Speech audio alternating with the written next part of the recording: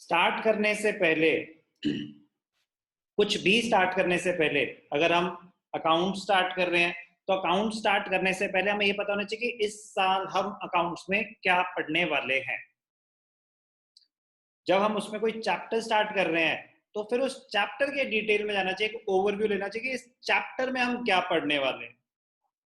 बहुत काम आएगा, बहुत काम आएगा। मुझे कहीं जाना है, मुझे कोई आइडिया नहीं है रास्ता का, कोई आइडिया नहीं है, तो बार बार रुक रुक के अच्छा अब क्या करना है, अच्छा अब क्या करना है, तो बहुत टाइम वेस्ट होता है।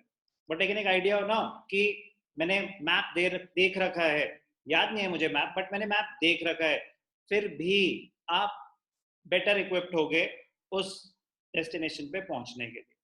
बहुत ज़रूरी होता है ओवरव्यू लेना। तो जल्दी से एक ओवरव्यू लेंगे कि ट्वेल्थ में हम क्या क्या पढ़ने वाले हैं। सिर्फ नाम नहीं पता होना चाहिए कि मेरे को एनपीओ है, मेरा पार्टनरशिप है, मेरा एनालिसिस है, मेरे कंपनी अकाउंट्स है, उसमें क्या है मुझे क्या पता। वो तो जब वहां पहुंचेंगे तब पढ़ेंगे ना। Then it is incomplete knowledge. एक आइडिया लेंगे कि क्या है हमारे ट्वेल्थ के अकाउंट्स का कोर्स कंटेंट। इलेवेंथ में हमने क्या पढ़ा था? इलेवेंथ में हमने पढ़ा था डबल एंट्री बुक कीपिंग। उसमें हमने what is accounting, accounting process में क्या होता था, identification, recording, classification, summarising, analysis, interpretation, communication. But हमने ये तो था अकाउंटिंग प्रोसेस, हमने आइडेंटिफिकेशन, मेजरमेंट, थ्योरेटिकल स्टेप्स थे। रिकॉर्डिंग, यस हमने 11th में डिटेल में करा था। रिकॉर्डिंग कहाँ होती है? जर्नल एंड सब्सिडरी बुक्स में। रिकॉर्डिंग के बाद क्लासिफिकेशन, क्लासिफिकेशन कहाँ होती है? लेजर में, वो हमने डिटेल में करा था, 11th का पार्ट था वो। समराइजिंग, समराइजिंग कहाँ होती है? समराइजिंग में पहले बनता है ट्रायल बैलेंस, वो भी 11th का कंटेंट था। फिर बनती है फाइनेंशियल स्टेटमेंट्स। फाइनेंशियल स्टेटमेंट्स में हमने करी थी financial statements of sole proprietorship. Financial statements of sole proprietorship 12th के अकाउंट्स का कोर्स कंटेंट क्या है। अब हम उसके आगे बढ़ रहे हैं। फाइनेंशियल स्टेटमेंट्स तक हम पहुंच चुके थे, बट वो हमने सिर्फ और सिर्फ सोल प्रोप्राइटर की करी थी। तो ध्यान से देखना, 12th अकाउंट्स का 100 मार्क्स का पूरा आपका सब्जेक्ट है, जिसमें से बोर्ड एग्जाम, जो बोर्ड एग्जाम है वो कितने मार्क्स का है? 80 मार्क्स का। बोर्ड एग्जाम कितने मार्क्स का है? 80 मार्क्स का। ओह सॉरी, 80 मार्क्स का है। दिमाग में 20 चल रहा था। बाकी 20 मार्क्स का क्या है? बाकी 20 मार्क्स का क्या है? आएंगे अभी इस पे, प्रोजेक्ट एटसेट्रा, 20 मार्क्स। अब ध्यान से देखना, पहले 80 की डिस्कशन करते हैं कि इसका कोर्स कंटेंट क्या है, फिर हम आगे जाएंगे। 80 मार्क्स के लिए हमें क्या क्या पढ़ना है, ध्यान से देखेंगे। 80 मार्क्स के लिए अब यार बुक 1, बुक 2, बुक 3, प्लीज मैं नंबरिंग पे नहीं जा रहा, कॉन्सेप्ट के नाम पे जा रहा हूं। पहला कॉन्सेप्ट है NPO, not for profit organisations. Accounting पढ़ तो हम अकाउंटिंग ही रहे हैं। एनपीओ में हम क्या सीखेंगे? Accounting for not for profit organisation. जो ऑर्गेनाइजेशन प्रॉफिट के लिए ऑपरेट ही नहीं कर रही, वो अपने अकाउंट्स कैसे बनाएंगे? कह रहे जब वो अपने प्रॉफिट के लिए ऑपरेट ही नहीं कर रही, वेलफेयर के लिए ऑपरेट कर रहे हैं, तो वो अकाउंट्स बनाना ही क्यों चाहते हैं?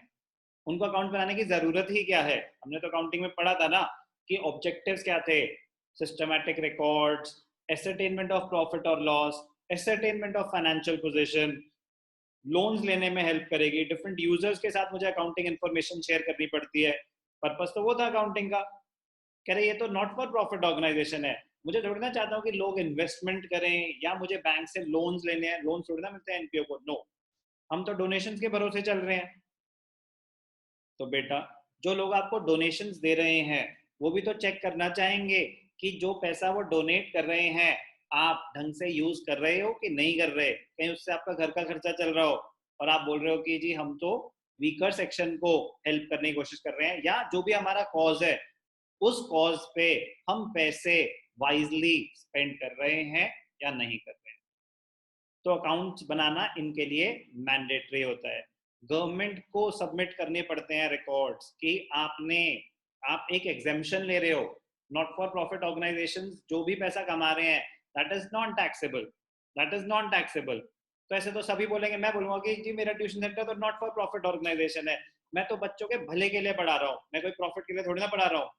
तो मेरे को टैक्स, मेरे किस बात का टैक्स, देखो फ्यूचर बनाना है मुझे बच्चों का, मेरे से भी टैक्स लोगे आप। मैं एक एनपीओ चला रहा हूँ, कह रहे ठीक है प्रूव कर दो, प्रूव कर दो ना कि आप एनपीओ चला रहे हो, कि आप ब्रेक इवन पे काम कर रहे हो, नो प्रॉफिट नो लॉस, आप आधे बच्चे फ्री में पढ़ा रहे हो, कुछ जो भी पैसे आ रहे हैं आप सब उसी पर्पस पे ही स्पेंड कर रहे हो, आप कुछ घर नहीं ले जा रहे पैसे, कोई प्रॉफिट विड्रॉल नहीं है, कुछ नहीं है, कर दो प्रूव, कर देंगे आपको हम टैक्स फ्री। तो इसलिए अकाउंट्स बनाने बहुत जरूरी होते हैं नॉट फॉर प्रॉफिट ऑर्गेनाइजेशन के लिए, कि अगर उनको अपनी एग्जेम्पशन क्लेम करनी है तो प्रूव करना पड़ेगा कि आप जो बिजनेस, बिजनेस वर्ड ही गलत है, नॉट फॉर प्रॉफिट ऑर्गेनाइजेशन जिस कॉज के लिए आप क्रिएट करे गए हो वो कॉज आप फुलफिल कर रहे हो, परफॉर्म कर रहे हो एक्टिविटीज या नहीं। तो नॉट फॉर प्रॉफिट ऑर्गेनाइजेशन हम क्या सीखेंगे कि नॉट फॉर प्रॉफिट ऑर्गेनाइजेशन कोई चैरिटेबल हॉस्पिटल हो गए, कोई क्लब्स हो गए, कोई गवर्नमेंट स्कूल्स हो गए, वो अपने अकाउंट्स कैसे बनाएंगे, वो अपने अकाउंट्स कैसे बनाएंगे, नॉट फॉर प्रॉफिट ऑर्गेनाइजेशन में हम ये सीखेंगे। बोर्ड्स में कितने मार्क्स का है not for profit organisation, boards में आएगा ये 10 मार्क्स का, बोर्ड्स में 10 मार्क्स का। तो जो बोर्ड का 80 मार्क्स का एग्जाम है उसमें 10 मार्क्स का नॉट फॉर प्रॉफिट ऑर्गेनाइजेशन आएगा, छोटा नहीं है, काफी होते हैं 10 मार्क्स, 12.5% काफी है, 12.5 भी क्यों, हाँ ठीक है 12.5% एनपीओ। फिर आता है पार्टनरशिप, 12th का सबसे बड़ा सेगमेंट, 12th का सबसे बड़ा सेगमेंट पार्टनरशिप। 11th में हमने पढ़ा था accounting for sole proprietorship, single owner, अब टू और मोर ओनर्स, पार्टनरशिप टू और मोर ओनर्स। तो पार्टनरशिप में हम क्या क्या सीखेंगे कि अगर पार्टनरशिप फर्म है तो वो अपनी अकाउंटिंग कैसे करेंगे, वो अपनी अकाउंटिंग कैसे करेंगे। इसके सब पार्ट्स हैं, पार्टनरशिप में मल्टीपल चैप्टर्स हैं, एनपीओ तो एक सिंगल चैप्टर है, पार्टनरशिप एक पूरी यूनिट है, पूरा सेगमेंट है। उसके अंदर क्या क्या आएगा, उसके अंदर हम सीखेंगे fundamentals of partnership. Fundamentals of partnership में हम ये सीखेंगे कि पार्टनरशिप फर्म में नया क्या क्या होगा। रिकॉर्डिंग तो जैसे सोल प्रोप्राइटरशिप की होती थी वैसे ही होगी, क्लासिफिकेशन जैसे सोल प्रोप्राइटरशिप की होती थी वैसे ही होगी। तो पार्टनरशिप में नया क्या होगा, समराइजिंग में जाके चेंज आता है, ट्रेडिंग अकाउंट भी वैसे बनेगा, प्रॉफिट एंड लॉस अकाउंट भी वैसे बनेगा, उसके आगे की कहानी पार्टनरशिप में डिफरेंट है। तो पार्टनरशिप की कहानी स्टार्ट ही वहां से होगी, कह रहे प्रॉफिट एंड लॉस अकाउंट क्यों बनाते हो, कशिका, अनुष्का आप बताओ प्रॉफिट एंड लॉस अकाउंट क्यों बनाते हैं। Sir, to ascertain the profitability of an organization.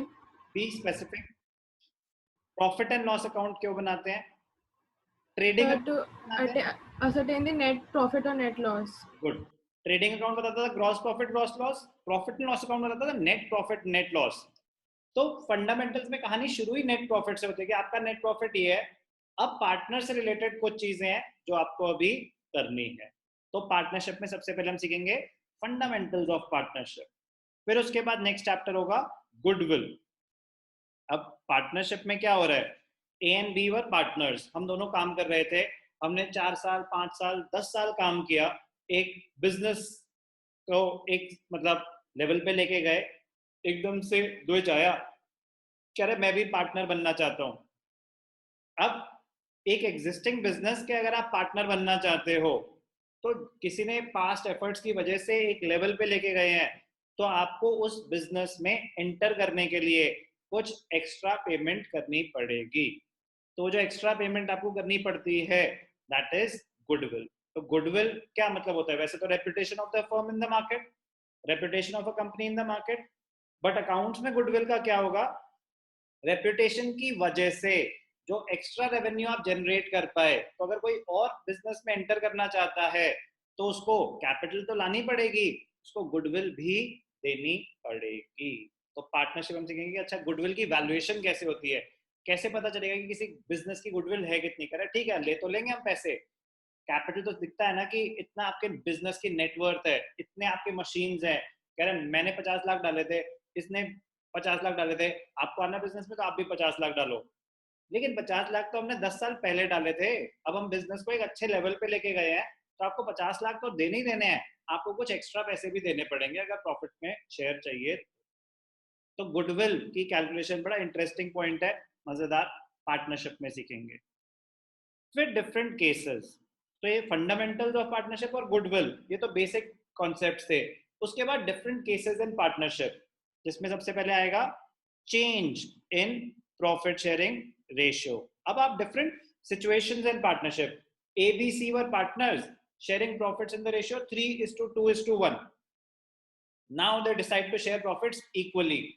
पहले उनका रेशियो 3:2:1 था, अब उन्होंने डिसाइड किया कि प्रॉफिट शेयर हमारा इक्वली होना चाहिए। अगर ऐसा कुछ होता है तो क्या चेंजेस आते हैं अकाउंट्स में? तो चेंज इन पीएसआर में हम सीखेंगे कि अगर पार्टनर्स का आपस में प्रॉफिट शेयरिंग रेशियो ही चेंज हो जाए तो अकाउंटिंग ट्रीटमेंट हमें क्या करनी पड़ सकती है उस चेंज को इनकॉर्पोरेट करने के लिए, वो सीखेंगे। नेक्स्ट हम सीखेंगे admission, admission of a partner. Admission में क्या सीखेंगे अभी बताता हूं। एडमिशन, जैसे मैंने बताया A and B were partners, C is admitted to the firm. कोई पार्टनर नया आता है, अगर फर्म में कोई नया पार्टनर आता है तो एडमिशन के टाइम आपको क्या क्या एडजस्टमेंट एंट्रीज करनी पड़ती हैं, वो हम सीखेंगे एडमिशन में। फिर हम सीखेंगे retirement and death. Retirement and death क्या हो सकता है, पार्टनरशिप बिजनेस की अकाउंटिंग बेसिक सीख ली, फिर कह रहे हैं अच्छा आपस में आपका प्रॉफिट शेयरिंग रेशियो चेंज हो जाए तो क्या नई कैलकुलेशंस करनी पड़ सकती हैं, तो वो हो गया चेंज इन पीएसआर का कंटेंट। कोई नया पार्टनर आ जाए एडमिशन तो तब क्या नई एडजस्टमेंट्स करनी पड़ सकती हैं, वो हो गया एडमिशन का content. ABC were partners, C retires, कोई पार्टनर अगर रिटायर हो जाए तो क्या अकाउंटिंग एंट्रीज करनी पड़ सकती हैं, क्या एडजस्टमेंट्स होंगी। ABC were partners, C dies, किसी की डेथ हो जाए तो क्या एडजस्टमेंट एंट्रीज करनी पड़ेंगी, तो क्या अकाउंटिंग ट्रीटमेंट होगी पार्टनरशिप से रिलेटेड। पार्टनरशिप का लास्ट पार्ट है dissolution, dissolution of firm, business comes to an end. तो बस इतना ही हो सकता है पार्टनरशिप के साथ, या तो प्रॉफिट शेयरिंग रेशियो चेंज हो जाएगा, या कोई एडमिशन होगा, या रिटायरमेंट होगा, या डेथ होगा, या हो जाएगी dissolution, business comes to an end. तो partnership is going to be a lengthy concept, बहुत सारे सब पार्ट्स हैं पार्टनरशिप के। बोर्ड्स में 30 मार्क्स का है, बोर्ड्स में पार्टनरशिप 30 मार्क्स का है, बोर्ड्स में पार्टनरशिप 30 मार्क्स का है। इंटरनल वेटेज उन्होंने कुछ नहीं बताई किसी चैप्टर की, इंटरनल वेटेज उन्होंने किसी चैप्टर की कुछ नहीं बताई, बस आपके आइडिया के लिए, उसका कोई लेना देना नहीं है। आपको हर चैप्टर ऐसे करने के जैसे बस वही चैप्टर एग्जिस्ट करता है आपके एग्जाम, हर चैप्टर थॉरली करना है। बट एक होता है ना कि पता तो होना चाहिए ना कि किसकी इंपॉर्टेंस कितनी है, किस पे कितना। फर्स्ट टाइम तो जान लगा दी, बट सेकंड टाइम रिवीजन के टाइम मुझे पता होना चाहिए ना कि ये 2 नंबर का है, ये 10 नंबर का है, ये 8 नंबर का है। तो C, 11th was all about conceptual understanding. 12th will be smart planning. Conceptual understanding 100%, but एक विजन के साथ, एक प्लान के साथ, understanding point of view and examination point of view साथ साथ। इसमें हमें वेट नहीं करना कि कब मैं एक बार कोर्स खत्म कर दूं फिर मैं आपको बताऊं कि अच्छा ये चैप्टर इतने का आएगा, वो चैप्टर इतने का आएगा। नो, ये चीज पहले से ही डिफाइंड है कि बोर्ड्स में ये इतनी आएगी, लेकिन बोर्ड्स में इतनी आएगी ना, अगर मेरे कोर्स में अभी सिर्फ एनपीओ ही आ रहा है तो मेरा 50 नंबर का एनपीओ का पेपर हो सकता है। तो मैं आपको ये समझा रहा हूँ कि आपको इनिशियली तो उसकी इंपॉर्टेंस 100% है, बट पता होना चाहिए कि इवेंचुअली बोर्ड्स में उसकी इंपॉर्टेंस क्या है, ताकि प्लानिंग थोड़ी सी बेटर हो सके। तो बस एक आइडिया दूंगा कि फंडामेंटल्स कितने मार्क्स का आता है, 4 to 6, goodwill 2 to 4, change in PSR 3 to 4, admission 6 to 8, कभी कभी 10 मार्क्स का भी आ सकता है, 8 to 10, रिटायरमेंट डेथ मिला के 8 to 10, डिसोल्यूशन 6 to 8। ये तो 30 क्रॉस हो गए। अरे एक आइडिया है, ये एक आइडिया है, मुझे बस ये बताना चाहिए अच्छा ओवरव्यू अभी कि इसमें क्या क्या पढ़ेंगे हम, उसकी कितनी कितनी वेटेज हो सकती है। एनपीओ एंड पार्टनरशिप 50% सिलेबस तो यही हो गया, 50% सिलेबस तो यही हो गया, कोई बात नहीं, तो हो गया तो हो गया। Next company accounts. नेक्स्ट क्या है सेगमेंट? कंपनी अकाउंट्स, बड़ा ही मजेदार। अब different different types of business organisations, sole proprietorship, partnership and joint stock companies. तो हमने सोल प्रोप्राइटरशिप कर लिया 11th में, पार्टनरशिप कर रहे हैं 12th में, और कंपनी अकाउंट्स। तो प्रॉफिट मेकिंग ऑर्गेनाइजेशन यही हो सकती है। Not for profit making organisation भी हमारे कोर्स में, वो एक अलग ही बिल्कुल अकाउंटिंग एस्पेक्ट है, बिल्कुल अलग है उसका, नॉर्मल उसके रूल्स ही अलग है, करेंगे। कंपनी अकाउंट्स में हम क्या सीखेंगे? कंपनी अकाउंट्स कैसे बनाती है? नो, हम ये नहीं सीखेंगे कंपनी अकाउंट्स कैसे बनाती है। हम उसका बड़ा ही स्पेसिफिक एस्पेक्ट कवर कर रहे हैं कि कंपनीज जब पैसा रेज करती हैं तो या तो वो शेयर्स इशू करती हैं या वो डिबेंचर्स इशू करती हैं। जब कंपनीज पैसा रेज करती हैं, बिजनेस चलाने के लिए मुझे पैसा चाहिए, ठीक है, बैंक लोन ले सकता हूं मैं, ओनर्स कैपिटल होती है, बट और क्या होता है? शेयर्स इशू कर सकती है company, share holders are the owners of the company, या डिबेंचर्स इशू कर सकती है। तो कंपनी अकाउंट्स में हम क्या सीखेंगे? Accounting treatment of issue of shares. Debentures में हम क्या सीखेंगे? डिबेंचर्स दो पार्ट्स में डिवाइडेड है, accounting treatment of issue of debentures and redemption of debentures. Issue of debentures and redemption of debentures. Shareholders are the owners of the company. Share holders को तो पैसा मिलता है वाइंडिंग अप के time, उससे पहले अगर उनको पैसा वापस चाहिए तो स्टॉक मार्केट में अपने वो शेयर सेल कर सकते हैं, कंपनी से पैसा वापस नहीं मिलता। तो इसलिए शेयर्स में तो हम सीखेंगे सिर्फ और सिर्फ issue of shares, because shares are irredeemable. उसकी एक्सेप्शन होती है रिडीमेबल प्रेफरेंस शेयर्स, वो सब बात की बातें हैं। बट शेयर्स में हम क्या सीखेंगे? Accounting treatment of issue of shares, कि जब कंपनी शेयर्स इशू कर रही है तो उसमें क्या क्या होगा। डिबेंचर्स में, debentures is like borrowing a loan. आप डिबेंचर जब इशू करते हो तो आप एक तरह से लोन ही ले रहे हो किसी से। तो डिबेंचर्स में issue of debentures and redemption of debentures, क्योंकि जो आपने लोन लिया है after a specific period of time आपको वो रीपे करना है, आपको वो रीपे करना है। तो repayment of loan is redemption of debentures. तो issue of debentures and redemption of debentures दो सेपरेट चैप्टर्स हैं। कंपनी अकाउंट्स टोटल 20 मार्क्स का है, कंपनी अकाउंट्स टोटल 20 मार्क्स का है, जिसमें से नॉर्मली शेयर्स 12 मार्क्स का होता है और डिबेंचर्स 8 मार्क्स का होता है। तो लास्ट सेगमेंट आपका क्या है? Analysis of financial statements. मैं आपको सेपरेट शीट पे बना के दिखाऊंगा, मजेदार पॉइंट है वो, बहुत ज्यादा। बचा कितना, चलो पहले आपको ये बता दो ना कि ये बहुत जरूरी है डिस्कशन। वन टाइम इन्वेस्टमेंट कहूंगा मैं इसे, एटलीस्ट अगर आप ये ढंग से कर लेंगे तो नेक्स्ट टाइम कोई बात होगी तो ये तो नहीं बोलोगे कि ये नाम है इस चैप्टर्स के, उसके बाद भी थोड़ी सी बात डिस्कस होती है, अच्छा इसमें मैं ये सीखूंगा, इसमें मैं ये सीखूंगा, इसका पर्पस ये है, इसका पर्पस है मुझे पार्टनरशिप के अगर अकाउंट्स, एक्चुअल रियल बिजनेस के अकाउंट्स बनाने हैं तो ये कोर्स इतना पढ़ने के बाद मैं बना सकता हूँ। जो आप 11th के कर चुके हो तो आप सोल प्रोप्राइटरशिप की अकाउंटिंग कर सकते हो, आप एनपीओ सीख जाओगे तो आप एनपीओ की अकाउंटिंग कर सकते हो। पढ़ाई उस हिसाब से करनी है, सिर्फ एग्जाम ही नहीं देना। 80 मार्क्स का है, एनपीओ 10 मार्क्स हो गया, पार्टनरशिप 30 हो गया, कंपनी 20 मार्क्स का हो गया, 60 मार्क्स हो गए। तो ऑब्वियसली बात है कि एनालिसिस ऑफ फाइनेंशियल स्टेटमेंट्स कितने मार्क्स का है? 20 मार्क्स का। अब ध्यान से देखना बेटा, बहुत ही इंपॉर्टेंट पॉइंट है। फाइनेंशियल स्टेटमेंट्स तो हमने 11th में भी करी थी। Back to the accounting process, identification, recording, identification, measurement, recording, classification, summarising, analysis and interpretation, and then communication. तो एनालिसिस कब होता है? समराइजिंग के बाद। एनालिसिस कब होता है? समराइजिंग के बाद। एनालिसिस कौन करता है? Senior staff. Summarising and analysis किसका काम होता है? सीनियर स्टाफ का। तो अगर आप लाइफ में कुछ बड़ा करोगे फाइनेंस रिलेटेड तो मोस्ट प्रॉब्ली आप एनालिसिस कर रहे हो, मोस्ट प्रॉब्ली आप एनालिसिस कर रहे होगे। आप इन्वेस्टमेंट बैंकर हो तो आप एनालाइज करोगे कहाँ कहाँ हमें इन्वेस्टमेंट अपॉर्चुनिटीज है, कहाँ पे हमें इन्वेस्ट करना चाहिए, कहाँ पे नहीं करना चाहिए।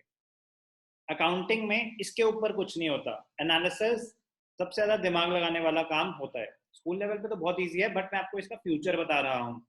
एनालिस्ट टर्म सुनी होगी ना, एनालिस्ट, कि एनालिस्ट है यहाँ पे, EY में एनालिस्ट है, KPMG में, और एनी बिग कंसल्टेंट।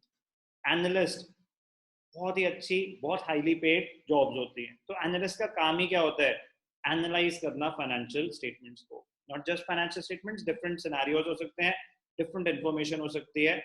हमारे को क्या करना है, analysis of financial statements of companies, of companies.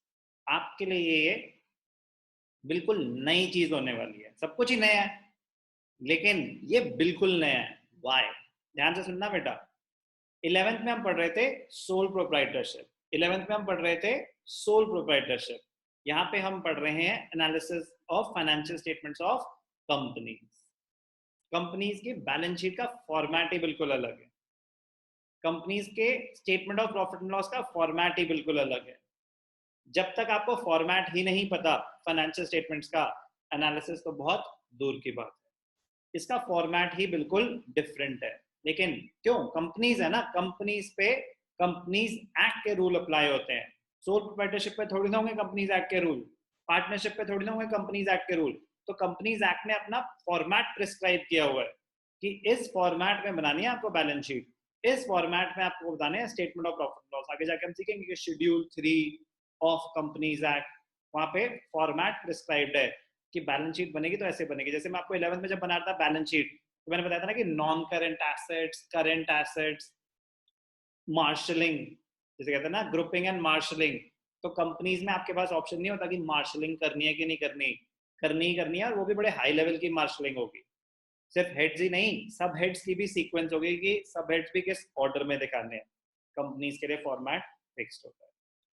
Analysis of financial statement पूरी बुक है, उसमें क्या क्या हम सीखेंगे। तो सबसे पहला तो चैप्टर ही क्या है, फाइनेंशियल स्टेटमेंट्स ऑफ कंपनीज। तो इस चैप्टर में format of balance sheet and format of profit and loss, जिसे कहेंगे statement of profit and loss, उसका फॉर्मेट है। पहले चैप्टर में सिर्फ और सिर्फ फॉर्मेट, उसके मेजर हेड, सब हेड्स, उनके आइटम्स के बारे में डिस्कशन है, financial statements of companies. Second part है, सेकेंड चैप्टर जो है एनालिसिस का, वो है analysis of financial statements. Analysis of financial statements, pure theory chapter, objectives, significance, limitations of analysis of financial statements। फिर शुरू होता है actually tools for financial statement analysis. हमारे कोर्स में क्या क्या टूल्स, कह रहे ठीक है हमने एनालाइज करनी है फाइनेंशियल स्टेटमेंट्स, तो हमारे पास टूल्स क्या क्या हैं। तो tools for financial statements analysis क्या क्या है हमारे कोर्स में। इस चैप्टर में हम पढ़ेंगे comparative and common sized statements, comparative and common size statements. इसमें हम क्या सीखेंगे, आप कंपेयर कर रहे हो 2022 का आपका रिजल्ट्स विद 2021, एक साल का डेटा प्रीवियस ईयर से कंपेयर कर रहे हो, एक कंपनी का डेटा दूसरी कंपनी से कंपेयर कर रहे हो। तो comparative statements, common size statements भी एक टूल है फाइनेंशियल स्टेटमेंट एनालिसिस का। नेक्स्ट क्या टूल है, ये भी टूल ही है, ratio analysis. Different different ratios निकाले जाएंगे, करेंट रेशियो, क्विक रेशियो, आपके भी किसी लेने देने नहीं है, रेशियोज निकलेंगे। रेशियोज क्या इंडिकेट करते हैं, डिफरेंट रेशियोज डिफरेंट चीजें इंडिकेट करते हैं। प्रॉफिटेबिलिटी चेक करनी है तो आप प्रॉफिटेबिलिटी रेशियोज कैलकुलेट करोगे। सॉल्वेंसी, कंपनी की फाइनेंशियल पोजीशन स्ट्रांग है कि नहीं है, वो करनी है चेक, तो सॉल्वेंसी रेशियोज। तो depending on the user, user कौन है, कौन क्या इंफॉर्मेशन मांग रहा है, उस हिसाब से हम डिफरेंट डिफरेंट रेशियोज निकालेंगे। Last tool of financial statement analysis, cash flow statement. Cash flow statement और भी टूल्स होते हैं, trend analysis, fund flow statement, वो सब हमारे कोर्स में नहीं है। फंड फ्लो स्टेटमेंट हमारे कोर्स में नहीं है, कॉलेज लेवल पे होती है। हमारे कोर्स में कौन से टूल्स हैं? Comparative and common size statement, ratio analysis और कैश फ्लो स्टेटमेंट। क्या है ये? टूल्स हैं फाइनेंशियल स्टेटमेंट्स को एनालाइज करने के लिए। पूरी बुक 20 मार्क्स की है, पूरी बुक 20 मार्क्स की है, जिसमें कैश फ्लो स्टेटमेंट 8 मार्क्स का है, कैश फ्लो स्टेटमेंट 8 मार्क्स का है, ये बाकी सारे मिला के 12 मार्क्स के हैं, ये बाकी सारे मिला के 12 मार्क्स के हैं। तो ये बाकी सारे 12 हैं। तो यूजुअली क्या होता है कि रेशियो एनालिसिस 3 to 6 मार्क्स का आ जाता है, comparative and common size statement 3 to 4 marks का आ जाता है, एनालिसिस 0 to 3, ऐसा हो सकता है कुछ ना है, ऐसा हो सकता है 3 मार्क्स का आ जाए। फाइनेंशियल स्टेटमेंट्स ऐसा हो सकता है कुछ ना है, ऐसा हो सकता है 3 मार्क्स का आ जाए, ऐसा हो सकता है 0 मार्क्स का है। तो फिर ये तो चैप्टर करना जरूरी नहीं है, 0 भी तो हो सकता है। बुक का नाम है एनालिसिस ऑफ फाइनेंशियल स्टेटमेंट्स, और फाइनेंशियल स्टेटमेंट्स किसकी? कंपनीज की। Analysis of financial statement of companies, जिनका आपको ए भी नहीं आता, कुछ नहीं आता आपको उसके बारे में ना, 0 हो आप, 0, क्योंकि 11th में उसकी कोई बात ही नहीं हुई। तो हमें स्क्रैच से करना है। तो जब तक फाइनेंशियल स्टेटमेंट्स का हमें फॉर्मेट ही समझ नहीं आएगा, एनालिसिस तो बहुत दूर की बात है, कोशिश भी मत करना। पहले आपको इन्वेस्ट करना है कि फाइनेंशियल स्टेटमेंट का फॉर्मेट, की बैलेंस शीट मुझे आप ढंग से समझ आ गई, स्टेटमेंट ऑफ प्रॉफिट लॉस मुझे आइटम ढंग से समझ आ गए, ऑर्डर एग्जैक्ट पता होना चाहिए, एग्जैक्ट। तो समझने के बाद याद करना, मतलब मजा आएगा। बट पॉइंट बता रहा हूँ कि अगर फाइनेंशियल स्टेटमेंट्स आपको नहीं आता, आप एनालाइज नहीं कर सकते, कोशिश भी मत करना। ये है अकाउंट्स का सिलेबस। एक बारी जल्दी से रिकैप करेंगे। NPO 10 marks, not for profit organisation. Partnership 30 marks, partnership में fundamentals, goodwill, change in PSR, admission, retirement, death, dissolution. Company accounts 20 marks, उसमें issue of shares and debentures, debentures में इशू भी है, रिडेम्पशन भी है। एनालिसिस ऑफ फाइनेंशियल स्टेटमेंट्स क्या बताया आपको? 20 मार्क्स। अब उस 20 मार्क्स में सबसे पहले हमने फॉर्मेट ऑफ फाइनेंशियल स्टेटमेंट सीखा, फिर analysis pure theoretical chapter, tools में comparative common size statement, ratio analysis और कैश फ्लो स्टेटमेंट। ये है आपका कोर्स। एक बहुत ही इंपॉर्टेंट पॉइंट, एक बहुत ही ज्यादा इंपॉर्टेंट पॉइंट, 80 मार्क्स का बोर्ड एग्जाम है, तो ये 20 मार्क्स का क्या है? ध्यान से देखना बेटा, 20 मार्क्स का क्या है, क्योंकि काफी बच्चों को लगता है कि प्रोजेक्ट है 20 मार्क्स का। No no. कोई बता सकता है कि 20 मार्क्स का क्या है? कोई ट्राई करना चाहेगा?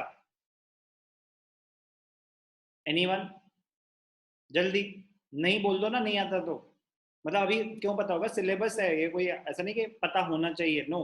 अभी तो हम ग्राउंड जीरो पे हैं। Sir no idea. ठीक है, anyone? Viva, project and viva मिला के 20 मार्क्स, ओके। Anyone else? चलो ध्यान से सुनना और पता चलेगा कि ये जरूरी था पता होना। वाई अभी दिखेगा आपको, ध्यान से देखना। प्रोजेक्ट एटसेट्रा क्या बताया आपको? 20 मार्क्स। अब ये प्रोजेक्ट एटसेट्रा क्या है? आपका प्रोजेक्ट, कुछ बच्चे जो उसमें हीरे मोती गाड़ देते हैं, 1 महीना लगाते हैं, स्प्रे पेंटिंग करते हैं, पता नहीं कहाँ से, मतलब पहाड़ों से पत्ते लगा के उसमें लगाते हैं, 4 मार्क्स का होता है, ठीक है ना? और 4 ही मिलते हैं सबको। कोई पूरी रात में बना देता है, कोई 1 महीना लगाता है। हाँ ठीक है, अच्छी बात है, प्रोजेक्ट दिल से बनाना चाहिए, वो तो मैं बोल रहा हूँ, लेकिन प्रोजेक्ट 4 मार्क्स का है। सही होगा तो 4 ही मिलेंगे, गलत कर दोगे तो आप जो मर्जी कर दो, फिर भी 4 मिल सकते हैं। लेकिन फिर भी बता रहा हूँ, थोड़ा दिमाग से काम लेना। Project file 4 marks. Viva, external examiner आएगा बोर्ड से पहले, वो आपसे कुछ भी क्वेश्चन पूछ सकते हैं। एग्जामिनर आएंगे बाहर से, सीबीएसई बोर्ड अपॉइंट करता है, कुछ भी क्वेश्चंस पूछ सकते हैं आपसे। वो 11th का भी पूछ सकते हैं, वो 12th का भी पूछ सकते हैं। तो ये तो आपकी कंसेप्चुअल अंडरस्टैंडिंग ही आपको बचा सकती है। इसके लिए आप ओवरनाइट प्रिपेयर नहीं कर सकते कि वाइवा के कुछ क्वेश्चन बता दो। मैं कह रहा हूँ आपको, अगर मैं 1000 क्वेश्चन बता दूंगा ना, तो भी हो सकता है कि वो उससे बाहर से पूछ ले। कुछ नहीं, उसके लिए कुछ अलग करना ही नहीं, जो आप कोर्स कर रहे हो उसी को बस अच्छे से करना। 11th के yes basic principles, accounting principles, वो बुक के पीछे कुछ 11th के क्वेश्चन दे सके वो याद कर लेना, रीड कर लेना, याद तो कुछ करना ही नहीं है। 12th का कोर्स आपको ढंग से करना है, 11th के just revise the basic principles, journal entries, वो वैसे ही पता होनी चाहिए। तो वाइवा आपकी ट्रू टेस्ट ऑफ नॉलेज होगा, जिसके लिए आप ओवरनाइट प्रिपेयर नहीं कर सकते, तो डे 1 से ही आपको अपने थ्योरी स्ट्रॉन्ग रखनी है। कॉन्फिडेंस दिखना चाहिए, जब वो डिस्कशन कर रहे हैं तो आपको पता होना चाहिए कि किस टॉपिक में आपने क्या सीखा है। मोस्टली जो प्रोजेक्ट होता है उस पर भी बेस्ड होते हैं क्वेश्चंस, बट फिर भी कह रहा हूँ कि बहुत बार ऐसा होता है एनालिसिस पे ही पूछे जाते हैं वाइवा में भी क्वेश्चन, डिफरेंट रेशियोज के बारे में पूछ लेंगे, आपने कंपनी पे प्रोजेक्ट बनाया होगा, आपने रेशियोज कैलकुलेट करे होंगे, तो रेशियोज पे बहुत बार क्वेश्चन पूछा जाता है वाइवा में। तो रेशियोज की इंपॉर्टेंस बढ़ गई कि एनालिसिस की इंपॉर्टेंस बढ़ गई, एनालिसिस पे बहुत बार वाइवा में क्वेश्चन पूछा जाता है। और बेटा ये तो हुए 8 मार्क्स, बाकी 12 का क्या होता है? बाकी 12 का होता है एक प्रैक्टिकल एग्जाम, बाकी 12 का होता है एक प्रैक्टिकल एग्जाम। कोई साइंस नहीं है कि केमिस्ट्री लैब में जाके होगा, रिटन टेस्ट ही है, बोर्ड अलग ये अलग, ये भी 12 मार्क्स का एक रिटन एग्जाम होगा। कोशिश करते हैं ना स्कूल वाले की जितनी आपकी हेल्प कर सकें उतनी हेल्प कर दें, तो 20 मार्क्स स्कूल के हाथ में है, पढ़ोगे अच्छे से तो इसमें से 20 on 20 लाए जा सकते हैं। बट इस प्रैक्टिकल एग्जाम का कोर्स क्या होता है, ध्यान से देखना बेटा। एक क्वेश्चन आता है रेशियो एनालिसिस पे 6 मार्क्स का, और एक क्वेश्चन आता है कैश फ्लो स्टेटमेंट पे 6 मार्क्स का। तो एकदम से ये क्या हुआ, रेशियोज और कैश फ्लो की वेटेज कितनी ज्यादा बढ़ गई। Analysis of financial statement 20 marks की थी, बोर्ड्स में रेशियोज 3 to 6 मार्क्स का आता है, फिर प्रैक्टिकल में 6 और आ गया। कैश फ्लो स्टेटमेंट बोर्ड्स में 8 मार्क्स का आता है, 6 मार्क्स का प्रैक्टिकल में और आ गया, तो ये 20 + 12 एकदम से सबसे ज्यादा वेटेज तो एनालिसिस की हो गई। 30 थी ना पहले पार्टनरशिप की, तो अगर इसको ढंग से देखा जाए तो analysis eventually minimum minimum 32 marks का आता है, क्योंकि वाइवा में भी एनालिसिस का क्वेश्चन पूछा जा सकता है, तो 32 से ज्यादा हो सकती है इसकी वेटेज, 32 से कम नहीं होगी। लेकिन यस बोर्ड एग्जाम में ये 20 का ही रहेगा। बाकी जो आपका प्रोजेक्ट है वो 20 नंबर की फाइल नहीं है, वो 20 नंबर की फाइल नहीं है, फाइल 4 नंबर की है। जितनी जल्दी आपको वो टॉपिक दें उतनी जल्दी आप, जैसे होता है ना कि धीरे धीरे करके खत्म करना। बड़ा बुरा लगता है कुछ स्टूडेंट्स जाके, अगर मार्च में बोर्ड एग्जाम है वो जनवरी में जाके प्रोजेक्ट फाइल बना रहे होते हैं, क्योंकि फरवरी में एक्सटर्नल एग्जामिनर आ जाते हैं वाइवा लेने, अगर आपका बोर्ड एग्जाम मार्च में है। पता नहीं ना फिर कोई नई बीमारी आ जाए तो, नॉर्मली मार्च में बोर्ड हुआ करते थे, इस बार ही मई में है, अगली बार क्या होगा किसी को नहीं पता। लेकिन अगर मार्च में बोर्ड एग्जाम है तो फरवरी तक आपका प्रैक्टिकल एग्जाम हो जाता है। फरवरी में अगर प्रैक्टिकल एग्जाम देना है तो उसके लिए मिनिमम रिक्वायरमेंट होती है कि आपकी प्रोजेक्ट फाइल बनी होनी चाहिए। मैं कह रहा हूँ कि जनवरी तक वेट ही क्यों करनी, तब टाइम की इंपॉर्टेंस कहीं ज्यादा होती है, तब हमें लगता है कि हे भगवान काश एक दिन और मिल जाए एग्जाम में तो हम तो टॉप कर देंगे, तो तब टाइम की इंपॉर्टेंस कहीं ज्यादा होती है। तो अभी फ्री टाइम होता है समर वेकेशन में, या पीछे पढ़ के टीचर से कि हमें टॉपिक दे दो हमें टॉपिक दे दो, वैसे फिक्स होते हैं टॉपिक्स, बट फिर भी कुछ स्कूल वाले अपने हिसाब से देते हैं, आप उनके पीछे पढ़ के टॉपिक ले लो और उसको करके साइड करो। तो बेटा प्लीज पता होना चाहिए कि पूरे साल हम क्या पढ़ने वाले, और सीक्वेंस एक तरह से मैंने आपको सीक्वेंस ही बता दिया, वैसे इसी ऑर्डर में चलेगा। पहले हम करेंगे एनपीओ, फिर हम करेंगे पार्टनरशिप। हो सकता है, आप नहीं मैं डिसाइड करूंगा, हो सकता है कि पार्टनरशिप के बाद मैं पहले आपको एनालिसिस करा दूं फिर कंपनी अकाउंट्स करें, हो सकता है, कुछ भी हो सकता है एक बैच में एनपीओ और पार्टनरशिप तो दोनों में पहले होगा ही होगा, फिर हो सकता है किसी बैच में मैं नेक्स्ट कंपनी अकाउंट्स कराऊं, किसी बैच में हो सकता है मैं एनालिसिस कराऊं, देखा जाएगा। मेजॉरिटी जिस चीज के फेवर में होगी होगी वो, बट प्लीज वो कॉल मेरी होगी। मैं आपको बोल रहा हूँ ना कि आपके कुछ और टॉपिक चल रहा होगा तो वो मेरी रिस्पॉन्सिबिलिटी है कि कैसे मुझे वो कवर करना है। रोना नहीं है, रोना नहीं है बच्चों की तरह कि मम्मी वहां पे तो पार्टनरशिप करा रहे हैं, मेरे स्कूल में तो एनालिसिस चल रहा है। इसीलिए मेरे नंबर नहीं आए। वरना तो अगर वहां भी एनालिसिस चल रहा होता और मैं भी एनालिसिस कर रही होती तो फिर तो देखना अब क्या हो जाता, कुछ नहीं होता, फिर भी वही होता जो होना था, जो हुआ। तो प्लीज वो बहानेबाजी नहीं। हाँ, डबल मेहनत कर लो कि स्कूल में एनालिसिस चल रहा है, मैं एनपीओ करा रहा हूँ, तो एनपीओ भी कवर हो रहा है। इनिशियली डबल मेहनत, एनपीओ भी कवर हो रहा है, एनालिसिस भी कवर हो रहा है। लेकिन जब स्कूल में एनपीओ होगा तो आप आराम से बैठ के गाने सुन सकोगे, क्योंकि आप एनपीओ कर चुके होगे, तो आप क्लास में आंसर्स दे पाओगे, आप एडवांटेज पे होगे। तो अभी की कुछ डिस्कम्फर्ट वो आगे जाके आपके लिए एडवांटेज बन सकता है। बट वो तभी बन सकता है अगर आप दोनों टॉपिक्स ढंग से करें। ये नहीं ना कि ना इधर के ना उधर के रहे तो बहुत ही बुरा फंस जाएंगे। क्योंकि जब मैं एनपीओ करूंगा उसके बाद जब मैं पार्टनरशिप पे जाऊंगा तो मैं दोबारा एनपीओ पे नहीं आ सकता। पार्टनरशिप के बाद जब मैं कंपनी अकाउंट्स पे जाऊंगा तो मैं ना तो एनपीओ पे आ सकता हूँ ना पार्टनरशिप पे आ सकता हूँ, मैं आगे चलता रहूंगा। फिर मैं एनपीओ दोबारा कब रिवाइज करा पाऊंगा, जब मेरा कोर्स खत्म हो चुका होगा। तो इसीलिए जो करना है एक बारी डिटेल में ढंग से करना है।